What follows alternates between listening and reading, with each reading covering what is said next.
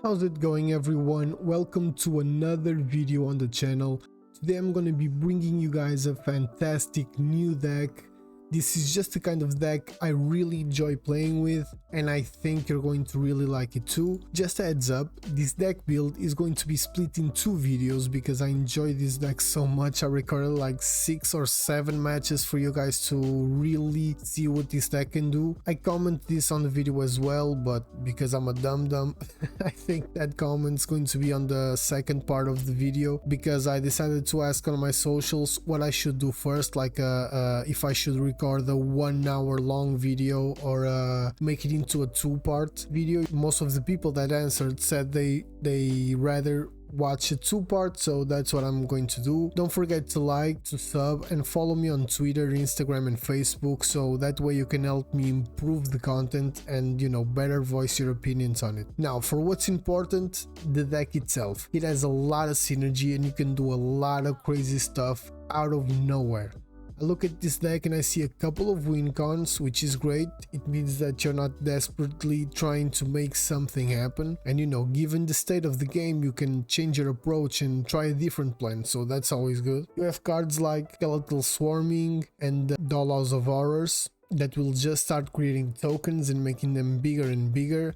You have Scute Swarm that can create a bunch of 1/1s that will serve as champ blockers. Scute Swarm actually pairs up amazingly well with Dollhouse of Horrors and the Dreadfeast Demon. With Scute Swarm, you can also go with the Meathook Massacre route, meaning that you get like 40 Scutes on the board, you know, 40 Scute Swarm tokens. You drop a Meathook Massacre for 1 and just immediately do 40 damage to your opponent, so that's crazy.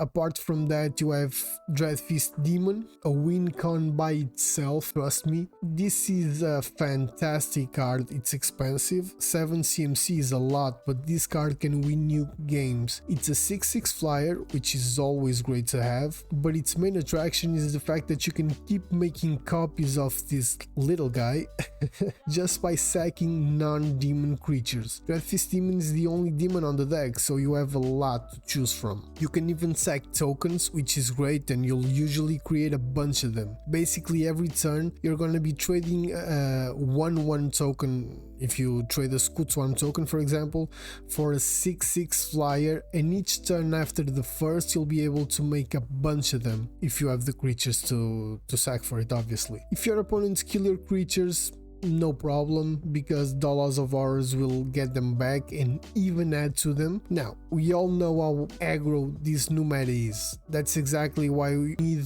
to run cards like Bloodchief's Thirst, Eaten Alive, Shambling Ghast, Infernal Grasp, and even Binding the Old Gods. Even Henrika can get you out of some jams, because you can choose to make your opponent sack one of his creatures, and the next turn, for example, you can transform her and give her Death Touch if you need to, you know, kill a big threat and whatever. You also have cards like Deadly Dispute and Skullport Merchant that will give you a much needed card draw in case things aren't going that well. Field Trip and also Binding the Old Gods will give you ramp in the first couple of turns of the game, or it will just help bring mana in so you can create more Scute Swarm tokens. So fantastic. Mana wise, we're running 21 lands, where 3 of those can also become creatures, you know, Hive of the Eye Tyrant and Lair of the Hydra. Obviously you can put more, but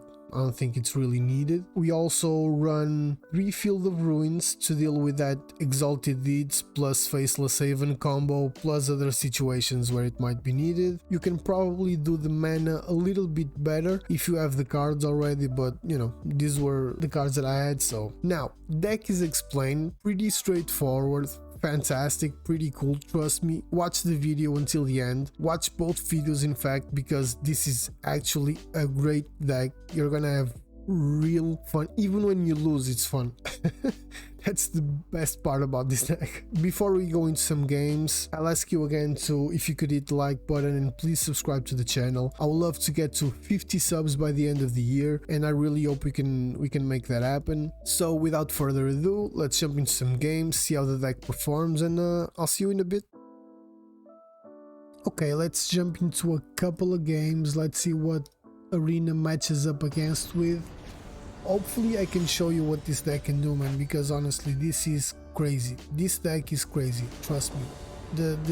It has several win cons, like I said in the intro, so I cannot keep this hand. I gotta...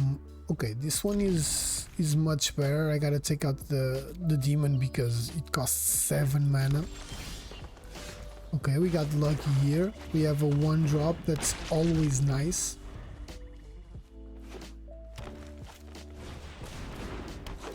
Okay, I'm gonna put the Hive, and I'm just gonna take out of the... maybe not. I'm gonna attack first, see if he takes the bait. He didn't, so now I'll take care of it. You know, we gotta do these things in the right order. Okay, that's weird. He didn't really play anything, so we go again. There's nothing I can use the binding on, so I gotta play Henrika, right? Yeah, of course. Gonna draw a card. Like, the transformation is pretty good, but you know, I think I need the card right now.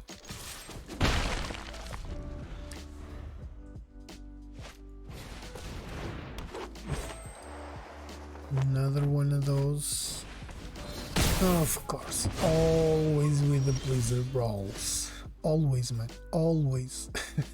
There's not a single game against a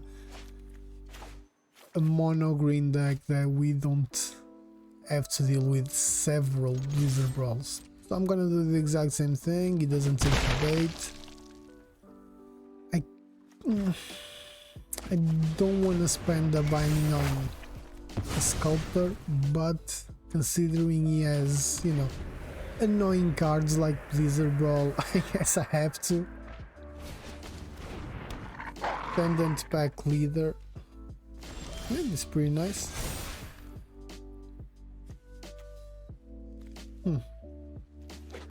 Okay, so I think I can Scute Swarm. Even if he kills it almost immediately, I'm still gonna create one of those. One Scute. So that's always good. In fact, I'm gonna create 2, yeah, because I have a field trip, so that's amazing. I think I'm gonna take the environmental sciences, yeah, because we have the Scute Swarms already, you know. In one turn we made 4 Scute Swarms. That was great for us. You know, we still have a lot of life. We have a lot of mana, a lot of life, you know. We can use one of the Scutes to block the pack leader if he decides to do something kind of crazy. We can take the attack as well, so we're not really worried about that. Okay, didn't do anything. Okay, so Death Touch. I think it's obvious, right? Environmental Sciences. Gaining a little life. Getting more Scutes. Then I don't really want to, you know, didn't block. We have a lot of life. 4, 5, 6, 7, 8, 9. So we cannot kill him right now. But if we get mana next turn, we can do the machine gun, the Meathook Massacre machine gun. Okay. Okay, we got kind of lucky on that one.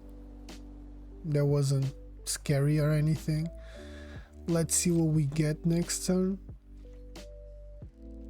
If it's mana, we're good. We're solid.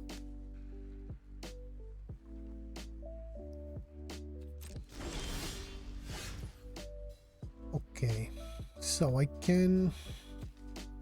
cannot use Field of Ruin because he only has basic lands. I think I should,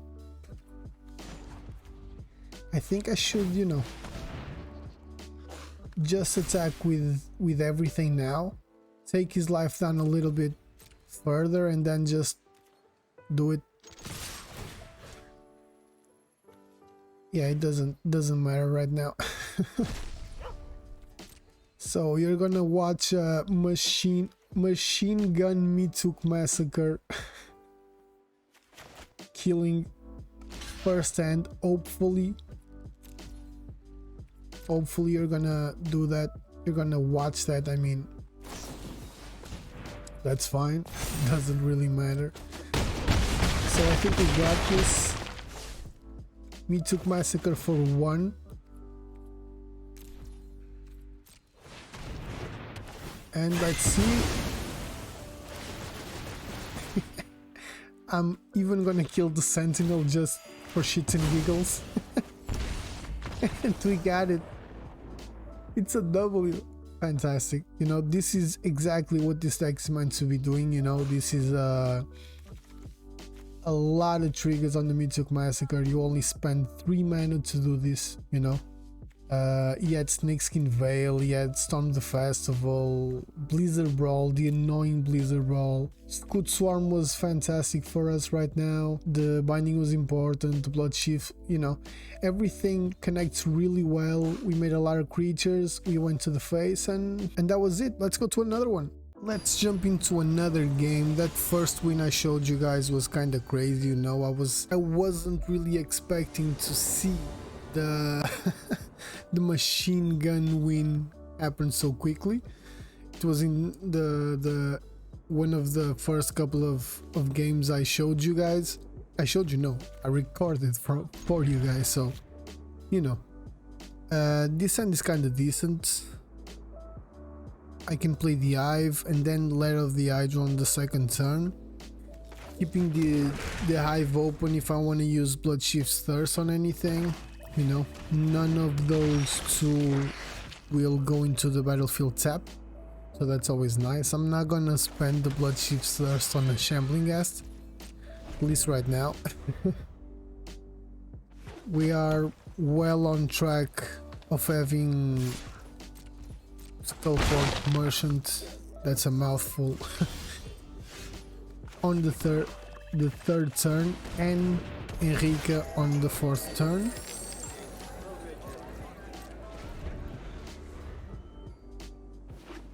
Faceless Haven is a pretty good target for the Field of Ruin if we manage to get our hands on one. Okay, more land but not a Field of Ruin. So yeah, Henrika is the chosen one. I think I'm gonna choose the card draw. Of course, makes sense. I'm gonna attack, I guess. No real risk. I mean, actually could kill the merchant if he double blocks, you know. I'm glad he didn't. I kinda got, you know, complacent there, but that's fine. Everything worked out in the end, so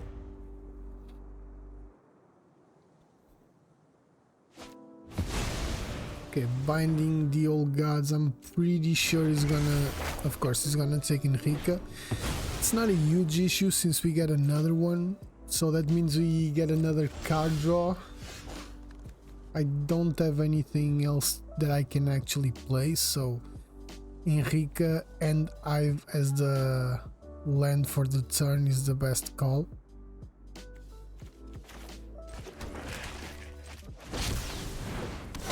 I'm gonna take another life point and another draw. Okay, we got a binding of our own. That's always nice to have. We got a lot of removal in end. Very few creatures. That's a shame, but we still have plenty of time. It's gonna get a little more mana.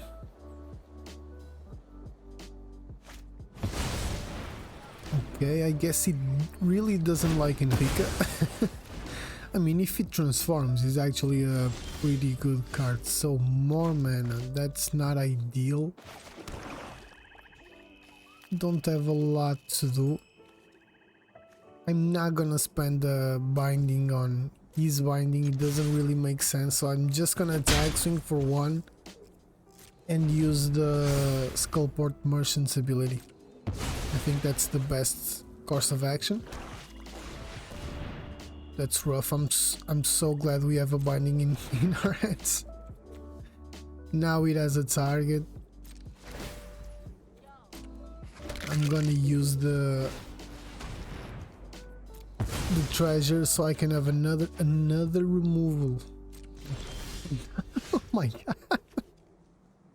Yeah, but you know guys, the shuffler is fine. This can happen, it's mathematical and blah blah blah and whatever everyone says, you know. I get it. It is what it is. We took care of another threat. That's pretty good, and if you look in our hands, we have a lot of options to take care of a bunch more. Meathook Massacre. I mean, sure, okay. If you want to spend a whole turn on just one creature, that's fine. Plus, it gives us something to use with the Dollhouse of Horrors, so. Okay, I'm not really a fan of putting the demon in because he clearly has removal, but I don't know, should I? Like if we had tokens, that would be amazing. I think I'm gonna wait a little bit more. I have the land creatures that I can actually swing with, so I think that's I think this is the best course of action for now. Once we manage to create just a couple of tokens, or at least to get a couple of things out of the graveyard, then yeah, that makes much more sense. Now we can just, you know, take some time. Should I Meathook Massacre?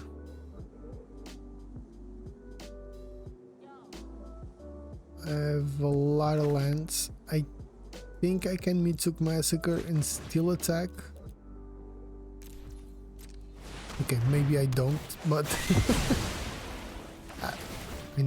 you don't watch my videos because of my math skills, so you cannot really say anything about it. You know, we dealt with the issues, we gained some life, so it's still a decent play. This card is ridiculous, man. This card can get so crazy so fast. Okay, we can take 4. Life, with this deck, life really is a valuable resource, you know. You don't need to be afraid of using it. I mean, we can... Now it makes sense to play it, you know, because look at what's gonna happen right now. Now we have 2 6/6 flyers. This is actually pretty crazy. It's a shame we don't have the security that Dollhouse of Horrors gets us, you know, because even if he kills something... Yeah, poison the cup sounds normal, I guess. Even if he kills something, you know, with the Dollhouse of Horrors you can just get it back. So, it's kinda insane. Get it back a little bit different, but still get it back. Now, if he kills this one, that's rough. Okay, I think we're safe. Another Shambling Ghast. I'm not gonna, you know... It's not ideal, but I'm not gonna actually complain.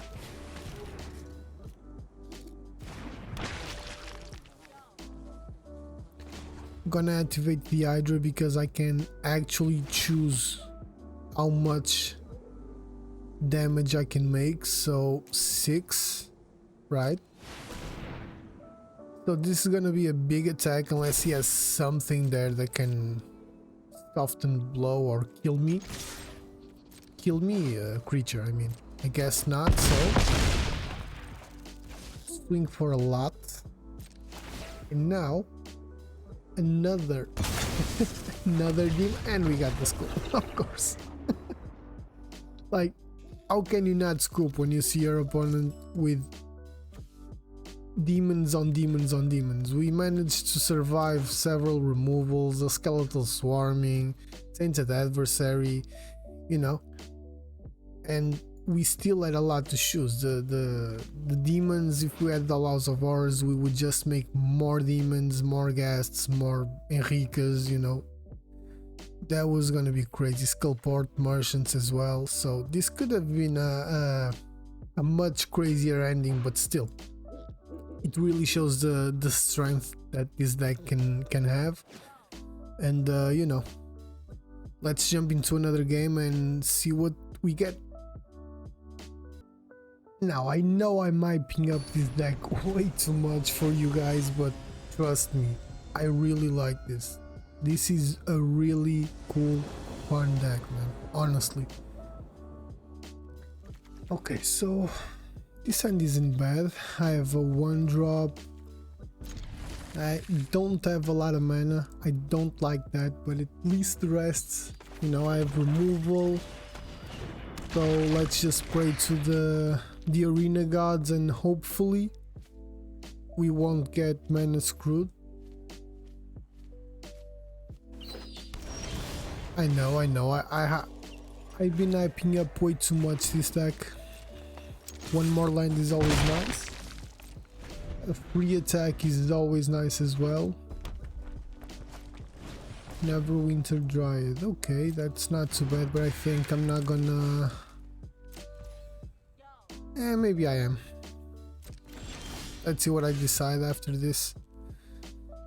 Another land, so I guess the arena gods are with us. He didn't take the bait, obviously. Should I kill it? Nah, I'm not gonna kill it. I should have killed it. I'm an idiot. I really should have killed it because now he's gonna attack. He's probably gonna, you know, do a whole thing. I'm just gonna do it now and be done with it. But I'm an idiot. I should have done this in my turn when he didn't have the mana to attack his creature. So that was on me. Okay, I have nothing to play. I'm just going to put a forest down. I don't have anything to use the binding on, so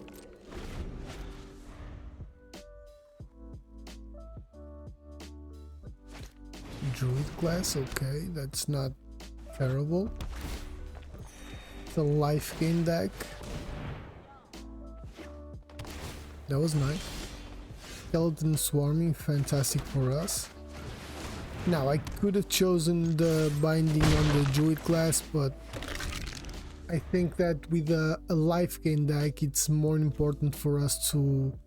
I don't have enough mana, but, you know, as I was saying, with against a life gain deck, I think it's more important for us to use the sheer amount of tokens the Skeletal Swarming gives us. Okay, a Morog, that's nice. We have something to use the binding on, or we can do Eating Alive on his creatures because, yeah, I'm gonna attack because it's probably gonna block, and that way I can get more 2 skeletons instead of 1. I can, you know, doesn't really make... Okay, so he didn't. So now I use the binding. I still get the 2 skeletons, I think, right? It's not just my creatures. Exactly, so, you know, it's not just my creatures. I played a couple of games with this deck, but I'm not really a pro, so... Okay, so this is pretty nice. We can use the Eaten Alive on the Planeswalker. I mean, he's only at 2, so I guess I'm gonna sack one of the tokens, take out his token, and then attack freely on the the Rhine and 7. Okay, that sucks.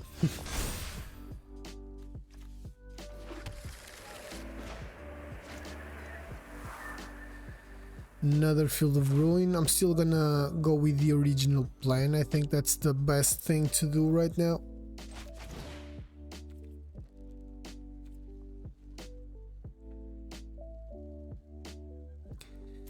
Yeah, I don't even need to stack another creature. I can just do this and be done with it.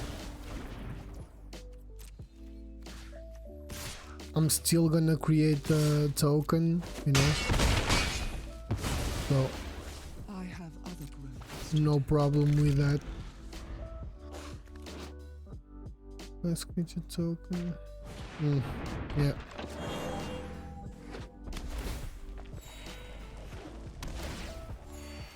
Okay, he's starting to enjoy a little bit more of his life.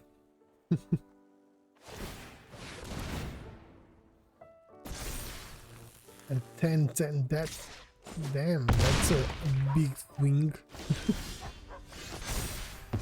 So basically I'm going to have to kill it now before this gets out of hand, because so I'm gonna eat an alive, pay 4 again, kill the mountain.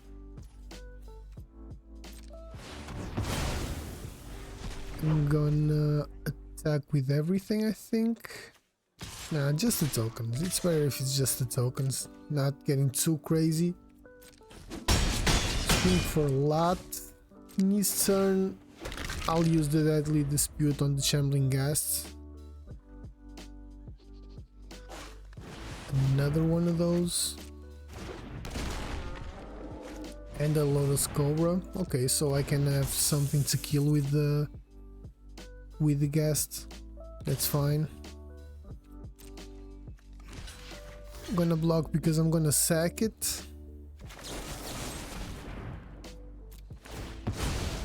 There goes the maybe nah. I'm gonna okay. I was gonna kill the Cobra, but I guess I'm not anymore. That's it, I guess. I was gonna next time I was gonna put the Dreadfeast Demon in, gonna create a bunch of demon tokens, and you know, it was done either way, so let's go into another one, guys. Okay guys, this is where I'm going to cut off the video. The second part will probably be out either Sunday or Monday. Don't forget to follow my socials, links in the description, you know, for my Instagram, Facebook, Twitter, whatever. I'll post there when the video will be released. On the second part, you'll be able to see some ranked play. There will be, I think, 3 more matches, and trust me, those are great ones. Besides that, I'll also share my final thoughts on the deck and maybe what we could improve in it. But this was the first part. Don't forget to like, comment, sub, and follow me on my socials. I'll see you in part 2.